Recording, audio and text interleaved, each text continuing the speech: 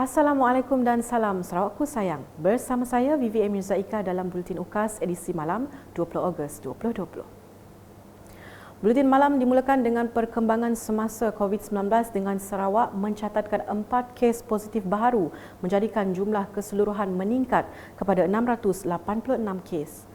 Menurut kenyataan media Jawatankuasa Pengurusan Bencana Negeri JPBN Sarawak, kes baharu itu merupakan kes import melibatkan saringan ke atas kru sebuah kapal yang berlabuh di Pelabuhan Perairan Bintulu yang baru balik dari Pelabuhan Toyama, Jepun.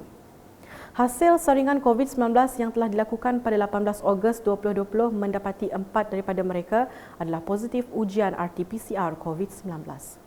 Daripada 4 kes positif tersebut, 2 daripadanya adalah warga tempatan dan 2 lagi warga negara Filipina dan India. Sehubungan dengan itu, kluster alam telah diisytiharkan hari ini dengan makluman awal 4 kes yang telah dilaporkan. Turut dimaklumkan, kluster Pasas Tutong Kuching telah diisytiharkan tamat.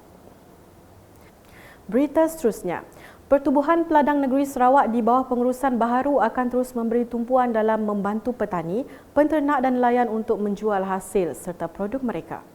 Timbalan Ketua Menteri Sarawak Datuk Amar Douglas Ugah Embas berkata, kerajaan negeri kini memberi tumpuan untuk memasuki pasaran luar. Jelasnya, Ketua Menteri Sarawak turut menasihatkan agar Pertubuhan Peladang Negeri Sarawak bekerjasama dengan Pejabat Pelancongan dan Perdagangan Sarawak status di Singapura untuk memasuki pasaran di negara berkenaan. Beliau berkata demikian semasa Majlis Pelancaran Program Komuniti Pertanian di Kampung Rei Daso pada Rabu.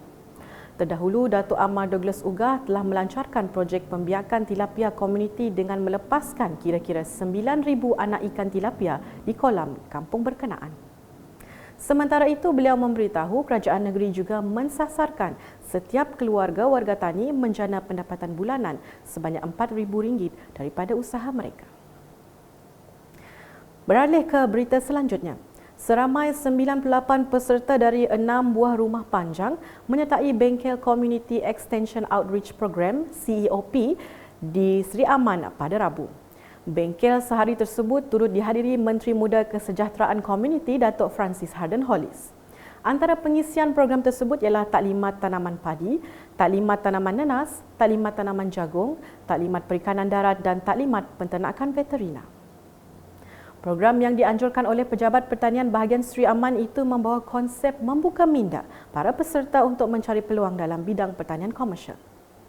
Dalam program sama, Jabatan Kebajikan Masyarakat bahagian Seri Aman turut menerangkan manfaat pemilikan kenyalang Gold Card KGC, bantuan pesakit buah pinggang dan bantuan ibu bersalin.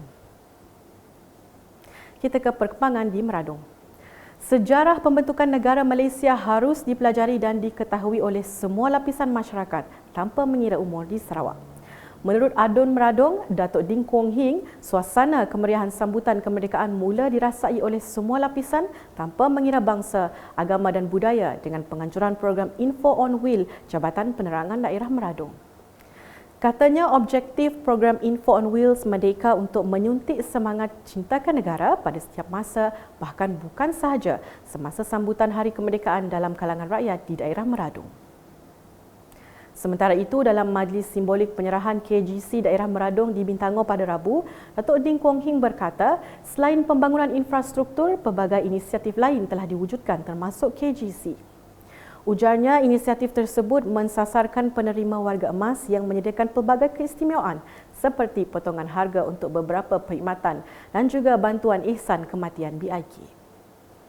Sementara itu, sebanyak 80 permohonan KGC di daerah Meradong telah diluluskan untuk fasa 1, manakala fasa 2 merekodkan 2,287 telah mendapat kelulusan daripada Kerajaan Sarawak. Berikut pula mengenai tilawah Al-Quran peringkat bahagian Samarahan 2020.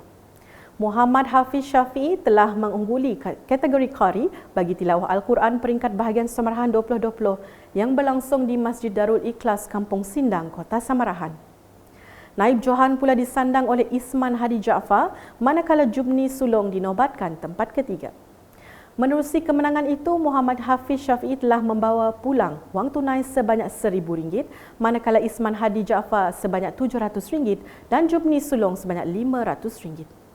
Sementara itu, bagi kategori Qariah, Fasiha Arpa telah dinobatkan sebagai Johan dan membawa pulang wang tunai sebanyak RM1,000.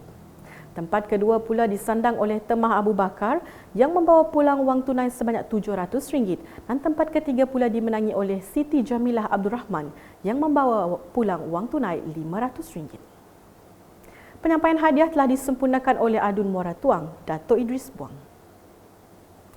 Sekian bersama saya Vivi Emirza dan kru penerbitan. Untuk mengetahui berita-berita terkini Sarawak setiap hari dari UKAS Channel di YouTube atau melalui Facebook, Instagram, Twitter dan aplikasi Telegram Buletin UKAS.